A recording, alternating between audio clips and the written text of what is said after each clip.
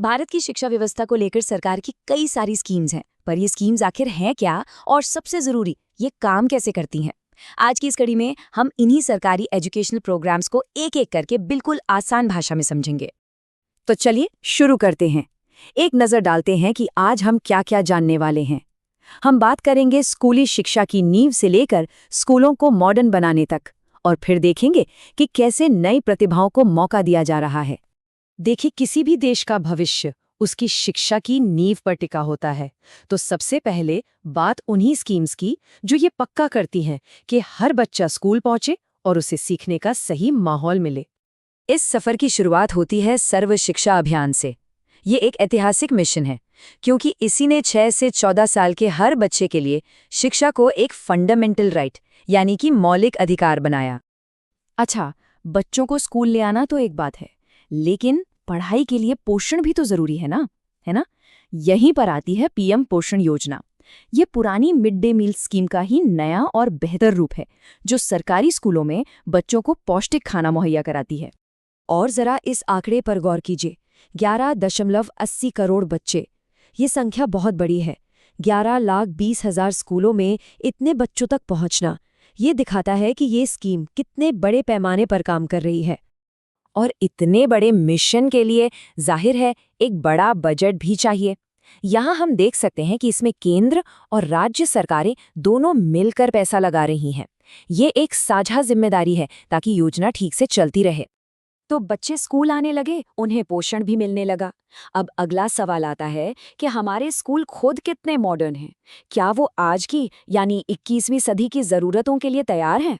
चलिए देखते हैं। तो एक फ्यूचर रेडी सरकारी स्कूल आखिर होता कैसा है? क्या इसका मतलब सिर्फ स्मार्ट क्लासरूम है या इससे कुछ ज्यादा? ये एक बहुत ही जरूरी सवाल है, और इसका जवाब हमें मिलता है पीएम श्री स्कूल योजना में। इसके तहत देश भर में 14,500 से ज्यादा मॉडल स्कूल बनाए जा रहे हैं। ये स्कूल न सिर्फ नई शिक्षा नीति के हिसाब से होंगे, बल्कि पर्यावरण का भी ध्यान रखेंगे। और तो और ये अपने आसपास के दूसरे स्कूलों को भी गाइड करेंगे। चलिए, अब नींव और इमारतों से आगे बढ़कर बात करते हैं टैलेंट की, इनोवेशन की। क्योंकि अच्छे स्कूलों का असली मकसद तो यही है कि देश में वर्ल्ड क्लास टैलेंट और नए आइडियाज को बढ़ावा मिले। इस दिशा में 3 बड़े कदम उठाए गए हैं। पहला है अटल इनोवेशन मिशन, जो स्टार्टअप कल्चर को बढ़ावा देता है। दूसरा है ज्ञान, जो दुनिया भर के बेस्ट माइंड्स को भारत के एजुकेशन सिस्टम से जोड़ता है। और तीसरा है स्टार्स, जो राज्यों के साथ मिलकर शिक्षा की क्वालिटी सुधारता है। ये तीनों मिलकर इनोवेशन का एक मजबूत इकोसिस्टम बनाते हैं। ये नक्शा स्टार्स प्रोग्राम के काम करने का तरीका बताता है। पूरे देश में एक साथ लागू करने के बजाय इसे पहले इन 6 राज्यों पर फोकस किया गया है। यहाँ से जो लर्निंग मिलेगी, जो सुधार होंगे, उन्हें फिर देश के बाकी हिस्सों में लागू किया जा सकेगा।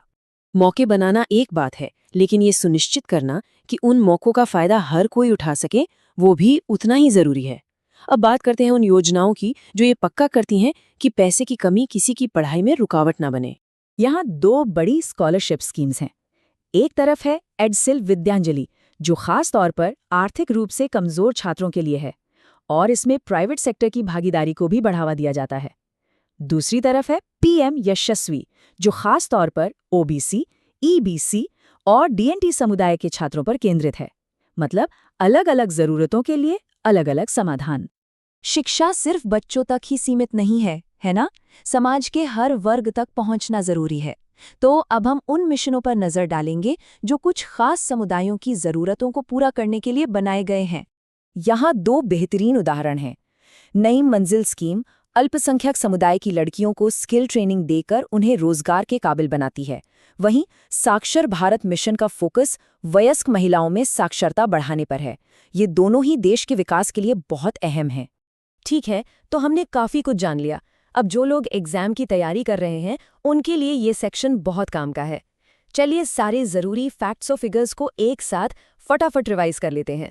ये टेबल एक तरह से क्विक रिवीजन गाइड है। कौन सी स्कीम कब लॉन्च हुई और उसका मेन मकसद क्या था, सब कुछ एक ही जगह पर। इसे याद रखना काफी आसान हो जाएगा। चलिए अब कुछ सवालों के जवाब देने की कोशिश करते हैं। पहला सवाल, पीएम श्री स्कूल पहल किस राष्ट्रीय नीति के विजन से जुड़ी है? अगला सवाल, नीति आयोग की उस पहल का नाम क्या है जो इनोवेशन और एंटरप्रेन्योरशिप को बढ़ावा देती है? तीसरा सवाल, साक्षर भारत मिशन का मुख्य फोकस किस ग्रुप पर था?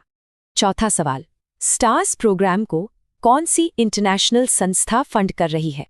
और ये रहा आखिरी सवाल, एडसेल विद्यांजलि स्कॉलरशिप के लिए फंडिंग को किस सेक्टर से बढ़ावा दिया जाता है? आखिर में बेंजामिन फ्रैंकलिन की ये बात बिल्कुल सटीक बैठती है। ये सारी योजनाएं दरअसल भारत के भविष्य में किया गया एक निवेश हैं। और जरूरी ये समझना है कि ये सब अलग-थलग नहीं है, बल्कि मिलकर एक पढ़े लिखे और बेहतर भारत की तस्वीर बनाती हैं।